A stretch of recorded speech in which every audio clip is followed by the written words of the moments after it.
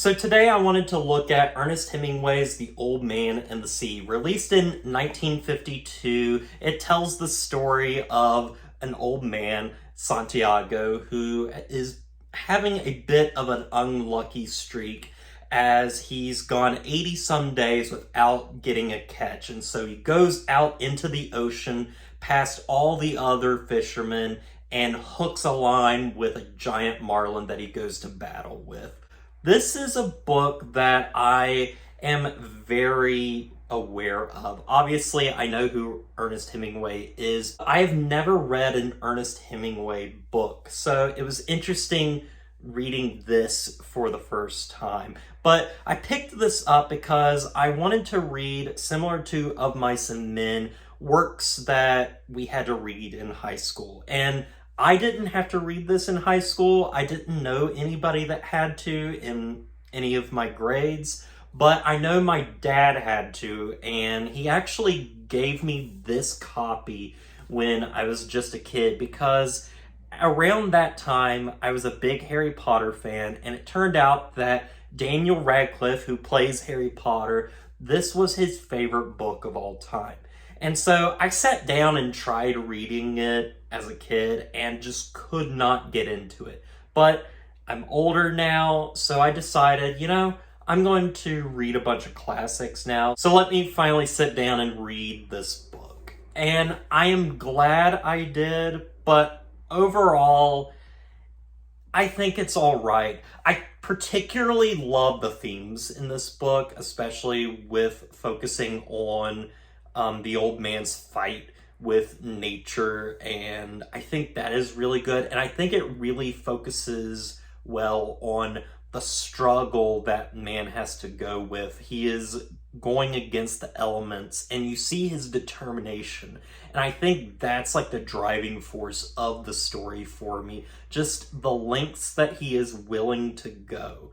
And I think it does a really good job too of putting you in that moment. And that was my favorite stuff with this book. Ernest Hemingway does a really good job of putting you in that moment and feeling every grueling detail of this man's battle with this one marlin. And that is both enthralling and at times incredibly dull. This is a novella. It's very short, but it is one long stream of consciousness. You go from the beginning to the end. There's no breaks. There's, several days that take place in there, but it's really one of those things that's meant to be read in one sitting. And so I sat down and read it for 2 days to get through it.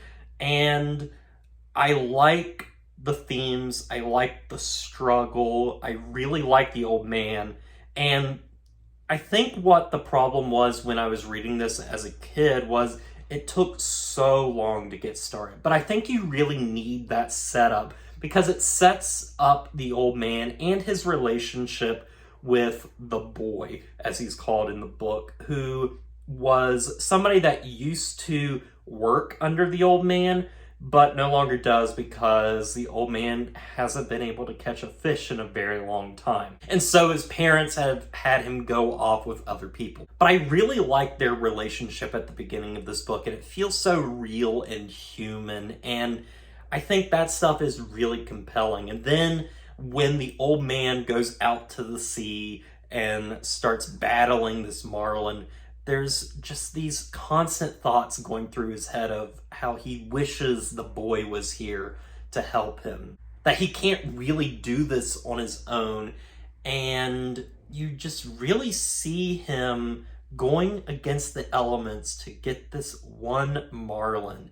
And you begin to see near the end, when he finally catches it, that he begins to feel sorry and he wants to bring it in and but he begins to question his own life and his own mortality. And I think that's really Ernest Hemingway in a nutshell. Obviously, Ernest Hemingway died rather young. He took his own life And I think you see a little bit of Ernest Hemingway in this book with a lot of reflection.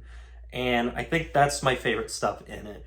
The stuff that I don't care for is how repetitive the story can be, because once he hooks the marlin, he is in battle with it for a majority of the story, and it's a lot of repetition.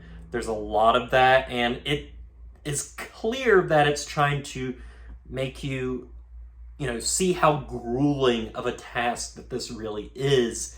And that can be compelling, and I like the ideas, but it doesn't gel into a story that I find altogether entertaining. Ultimately, The Old Man and the Sea is a story that I like for its themes, not necessarily as an enjoying read. I didn't love reading this book like I did with Of Mice and Men, and it felt like 10 times longer than that original story. And I think it's because of, not just the length, but how there's no breaks in the story. And I think if I had some breaks, and I feel like that's very nitpicky of me, but it just felt very long to me and felt like I could get this same story with the same themes and the same feeling in a shorter book length. I think his prose are really, really good to understand, and I think that's something that I also praised Steinbeck for. When Ernest Hemingway writes, it's very short and simple and easy to understand, and that's what pulled me through the rest of the story when the narrative wasn't necessarily the most compelling.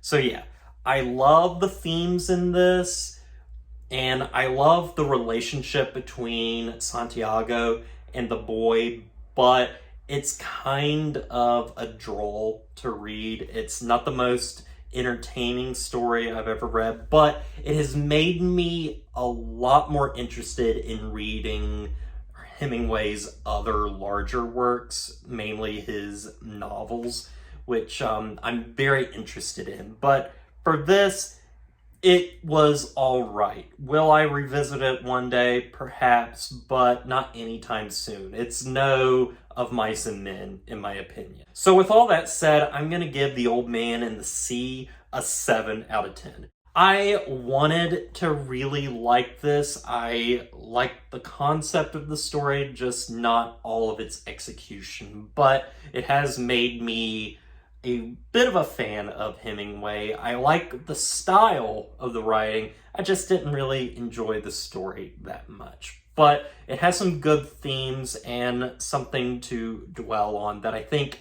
makes it worthwhile in the end. But that's all I got for you guys. So as always, don't forget to like, comment, and subscribe to the channel. And stay positive.